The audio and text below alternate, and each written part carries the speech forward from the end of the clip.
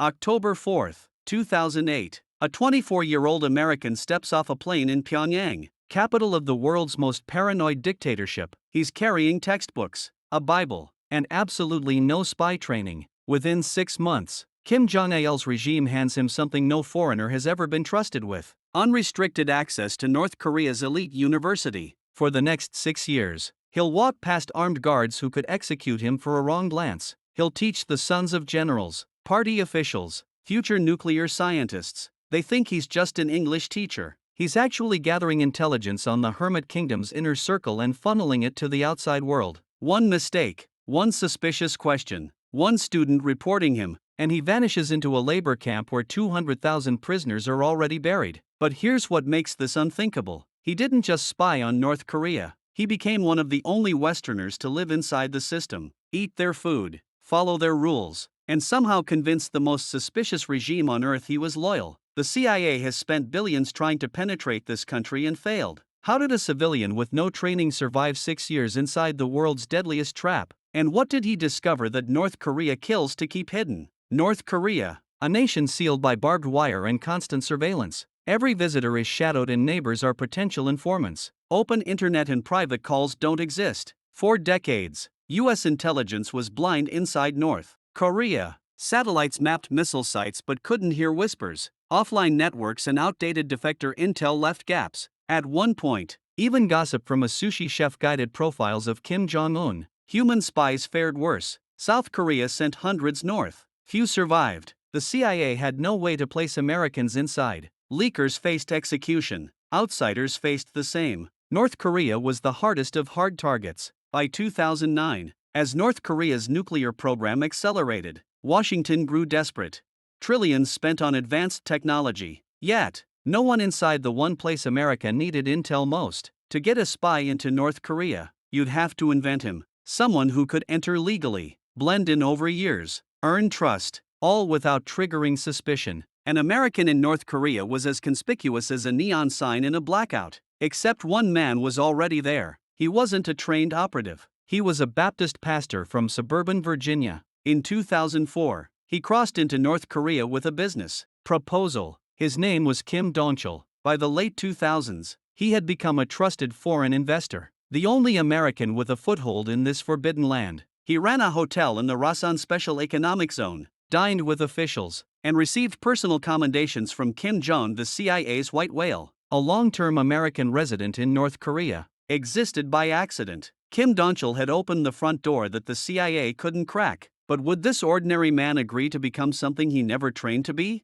And what happens when the world's most paranoid regime starts noticing patterns? Kim Dong-chul's path to Pyongyang was anything but conventional. Born in Seoul in 1953, he immigrated to the United States in 1980. He settled in Fairfax, Virginia, the classic immigrant success story. He became a naturalized citizen, earned a PhD in theology, and served as a Baptist pastor. He wasn't James Bond. He quoted scripture. In the early 2000s, Kim felt a calling to help fellow Koreans. With his wife, a Korean Chinese woman with intriguing family connections, he moved to northeast China as a missionary, providing aid to ethnic Koreans near the North Korean border. Through his wife's family, doors opened. One relative had high-level links to Pyongyang, a cousin embedded in North Korea's military elite. In 2004, thanks to these ties, Kim received a rare invitation from North Korea's United Front Department to invest. He walked through that door. He arrived in Rason, a special economic zone where the regime experimented with foreign investment. Kim poured his entire life savings, $2.66 million, into building the Tumang Hotel. Incredibly, it paid off. Kim became a model foreign entrepreneur. The state liked him. He created jobs, donated food and medicine to local communities. Kim Jong-il's administration gave him awards in 2007, 2009, and 2011. An American businessman personally commended by the North Korean government. Kim was that unique. By 2009, Kim was 5 years into his North Korea life with no idea Washington was watching. But of course, they were. The CIA learned of Kim's presence and saw an opportunity that comes once in a lifetime. Here was a U.S. passport holder with an insider position behind enemy lines. Kim wasn't a spy yet. Sometime in 2009, he was approached by intelligence agents, first South Korean operatives, then Americans. The pitch was simple and heavy. "Will you work with us?" They asked Kim to become an antenna inside North Korea,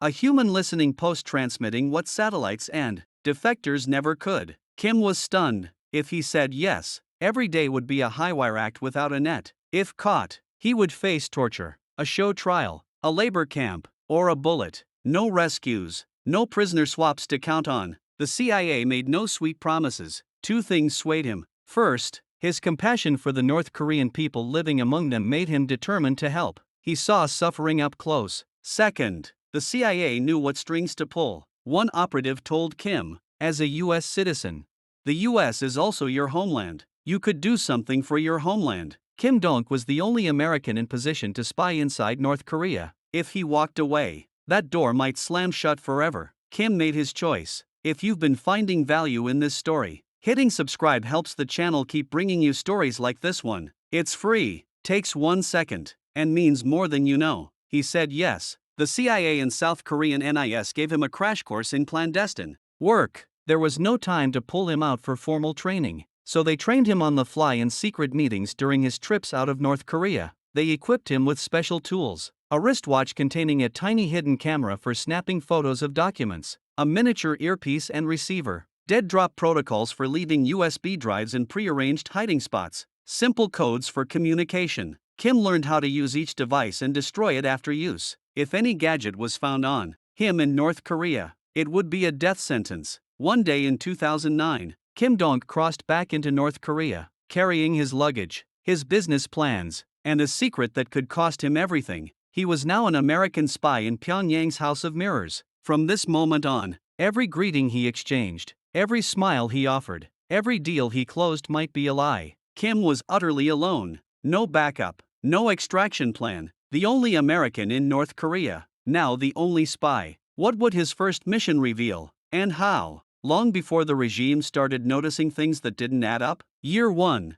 Kim returns to his routine in racing. But nothing is routine anymore. In the market by the docks, he chats casually with a North Korean army officer while the tiny camera on his wrist clicks away, capturing uniform badges and documents peeking from the officer's briefcase. At dinner with local officials, Kim laughs at their jokes, pours soju, and listens for useful tidbits. He's learning to pretend every second. The first, intelligence makes it out. Encrypted files slip through a dead drop during a trip to China. When his handlers receive it, their response, "This is gold." Kim has photographed things satellites never could, picked up whispers no phone tap would catch. Washington is stunned by the quality of intel flowing from this lone businessman in racing. Antenna is live. Kim realizes he needs more than his own eyes and ears to get the valuable material. He needs insiders within the insiders. North Koreans he can trust and pay to feed him secrets. He begins carefully expanding his web. North Korea, he's learned, has a fatal weakness spelled with a $sign. Decades of economic collapse have left even loyal party members scrambling to feed their families. Foreign currency means survival. Kim starts identifying officials who are underpaid, dissatisfied, or simply greedy. A border guard who can slip him a shipping manifest. A clerk in a ministry who can copy a file. He approaches them, quietly, one by one,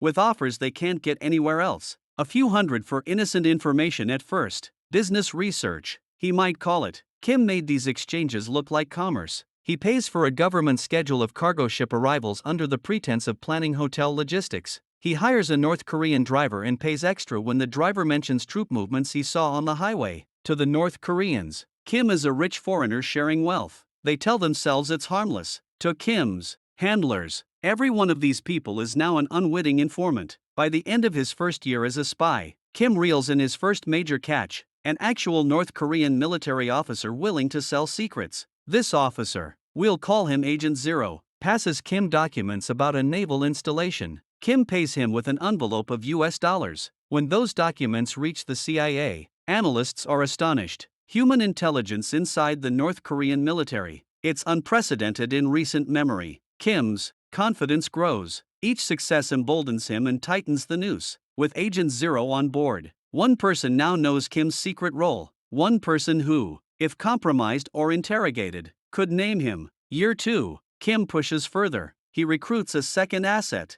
A trading company official who travels between Pyongyang and Rasan and can carry materials under the guise of business trips. Then a third asset, A border customs officer who feeds him information on equipment arriving from China. More names, more faces. Kim has built a spy network inside the most closed country on earth. He's not a lone antenna anymore. He's becoming a spy master. Around 2011, Kim was tasked with something extraordinary. His handlers want physical proof of North Korea's nuclear program. Something tangible. Through whispers, Kim learns of a scientist in the country's nuclear research sector who is desperate for money. A plan takes shape. The scientist provides a small object in exchange for a substantial sum. The object, a 999% pure zinc ingot stamped with USSR markings. High-purity zinc is used in nuclear warhead production and missile systems. This ingot came from old Soviet stock and is crucial for North Korea's weapons development. Kim has acquired from inside North Korea a physical piece of its nuclear puzzle. CIA satellites cannot retrieve samples. Kim walked one out. The ingot is spirited out, hidden in luggage on a China trip and delivered to U.S. intelligence. Langley is ecstatic. This Korean-American businessman with no formal spy training is pulling off feats the CIA only dreamed of. As Kim's network grows, so does the psychological weight on his shoulders. By year two's end, 1,000 North Koreans are secretly working with or for him. Everyone is a potential vulnerability. Every added person is another risk. Each morning, Kim wakes in his modest quarters at the Tumong Hotel and feels his heart thump with a single thought. Is today the day they find out? Every night, he lies down wondering if he'll be dragged from bed before morning. He can never confide in anyone, not business partners, not acquaintances, not even his own wife back in China who believes he's just running the hotel and doing missionary aid work. Kim lives a life where one half of him must constantly lie to the other. And so the days pile up. 2010, 2011, 2012. Kim Dong-chul is still there, still spying, defying the odds. With each passing month, the impossible duration of his mission grows and the risk of discovery compounds. How long can you count cards at the casino before security catches on? Kim doesn't know, and he can't afford to dwell on it. He carries on day by day, deceiving an entire regime from under its nose. But every spy network has a breaking point. What happens when the regime starts connecting dots? Kim didn't even know he was leaving. Year 3, 4, 5. Kim Dong-chul presses on and the CIA's appetite only grows. Washington wants to know everything. What weapons tests are happening at North Korean bases? Who's being promoted in the army? Can Kim identify key scientists in the nuclear program? On the ground in Rasen, Kim works frantically to satisfy these demands. He bribes a port official for shipping logs and discovers mysterious cargo arriving from China, possibly missile parts. He cultivates a friendship with a military policeman who reveals details about a new unit deployed near the Russian border. Each tidbit, each photograph, each report is a victory for Western intelligence. But the very success of Kim's espionage is creating a web of vulnerabilities. By year 5, Kim has contacts across North Korea, military officers in Pyongyang, traders in Chongjin, smugglers in his port, workers in Rang. He's everywhere and nowhere, the invisible spider in a secret web. But each person in that web knows something about him. A face, a name, a meeting place. And North Korean counterintelligence is not asleep. They've always watched foreign businessmen closely, and Kim is no exception. For years, he managed to appear as nothing more than a harmless hotel proprietor. Yet, as his operations expanded, subtle signs surfaced. Perhaps the Security Bureau noticed certain officials meeting this American more often than normal, or that Kim took unusual interest in areas beyond his hotel business, asking one too many questions about a nearby naval base. North Korean surveillance is patient. At first, they note and file these oddities. By year 5, Kim has to assume he's on someone's radar. Later, he would learn that authorities had been quietly monitoring his activities for some time. Perhaps a background check revealed he was South Korean-born or had Western connections. Maybe an informant hinted that the American in Rausen was asking suspicious questions. In a society paranoid about espionage, a man like Kim could never be above suspicion indefinitely. Despite the danger, Kim can't simply quit. By 2014, he's been spying for 5 years. He's delivered an incalculable stream of intelligence. If he stops, that stream dries up. And what about his sources? Those North Koreans who fed him information for money. If he vanishes, they might be exposed. The CIA has no replacement ready. He is truly one of them. In his mind, he's trapped. Every additional day he stays, the risk goes up. But if he leaves, Everything he built falls apart. Kim chooses to stay, hoping he can stretch his luck a little longer. By late 2014, cracks appeared. A dispute with local authorities almost blows his cover in an unplanned way. That autumn, Kim discovers that while he was away, a race and construction crew knocked down a wall of his hotel without permission. Furious, he publicly denounces local officials. In one account, Kim threatened a dramatic protest. He said he would disembowel himself in front of statues of Kim Il-sung and Kim Jong-il if the decision wasn't reviewed. In North Korea, making a scene by a leader's statue is treason. Suicide is considered a defiant act against the state. Kim essentially declared he'd rather die than be pushed around by corrupt officials. That outburst painted a target on his back. After years of actual espionage, it was a legitimate business dispute that most visibly alerted the regime that Kim Dong-chul might be in trouble. October 2015. North Korea plans a grand celebration for the 70th anniversary of the ruling Workers' Party. Foreign guests are invited,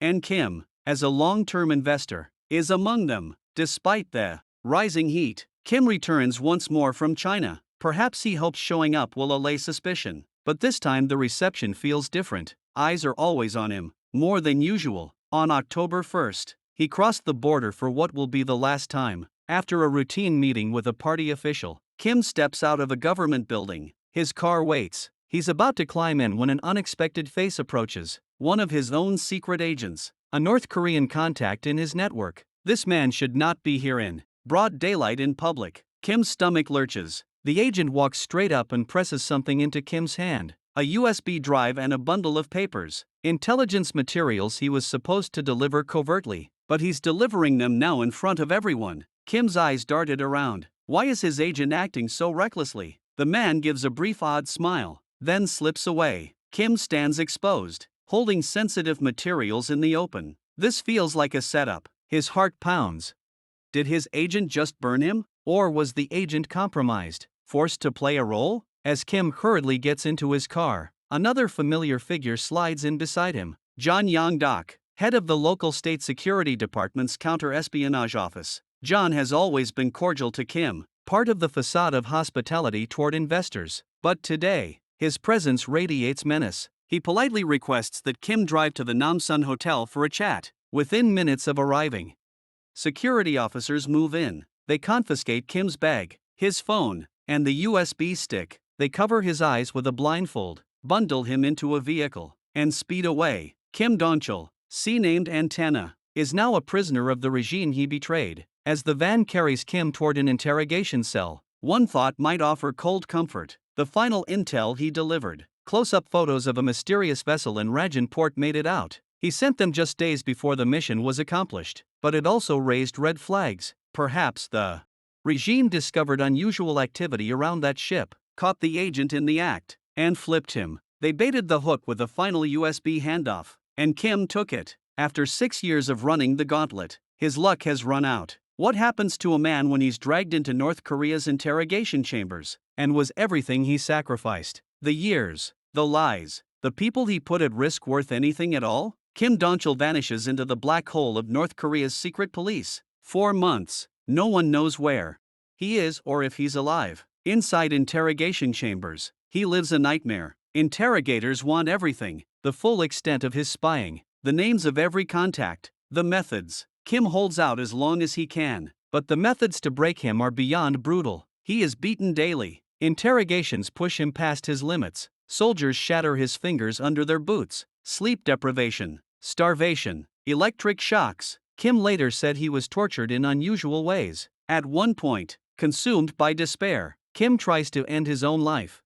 He poisons himself by inhaling charcoal briquette gas. He loses consciousness, but guards find him alive and douse him in freezing water. When Kim comes to trembling on the concrete floor, a guard sneers. Number 429, you're destined to live a long life. You won't die until we say so. Ultimately, Kim breaks. In March 2016, he's pushed in front of cameras in Pyongyang to read a prepared apology. He admits under duress to stealing military secrets. During interrogations, he tried to protect his highest-level contacts. He gave up only lower-level names. 6 North Koreans identified as accomplices. Those individuals were executed for aiding him. To save himself, he condemned others. In April 2016, Kim is sentenced to 10 years of hard labor. He is shipped to a camp as prisoner 429. Days blur into toil. He digs, carries loads despite injuries. Exposure to toxic chemicals nearly kills him. His weight plummets.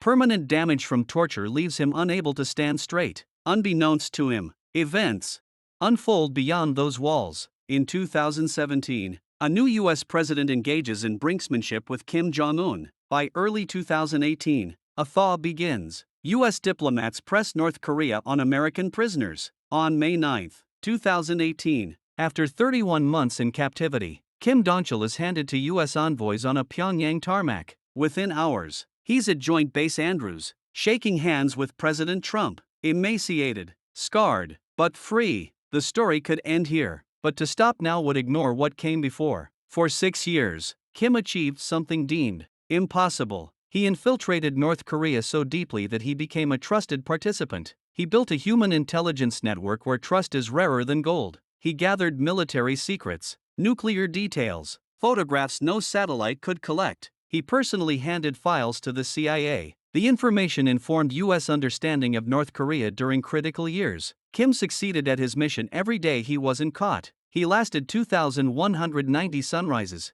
longer than the entire Korean War. His capture doesn't erase those 6 years. If anything, it underlines how miraculous his run was. Back in South Korea after release, Kim struggled. Even a year later, he couldn't walk properly. He admitted feeling regret. If he had quit earlier, maybe he wouldn't have lost so much. He misses the life he had before it went wrong. And despite everything, part of him loved the country and its people. He wrote a book titled Border Rider, describing himself as forever caught between worlds. Yet his answers about whether it was worth it are nuanced. He speaks of how his ordeal deepened his appreciation for freedom. Whenever I am exhausted, I feel empowered when I think of my life in North Korea. He wrote, I wake up feeling how valuable freedom is. He speaks of living on borrowed time. I'm contemplating how to valuably use the life I'm living on borrowed time. Kim's saga offers strange hope. He proved that even the most closed society has cracks. An ordinary person exploited those cracks brilliantly for years. In May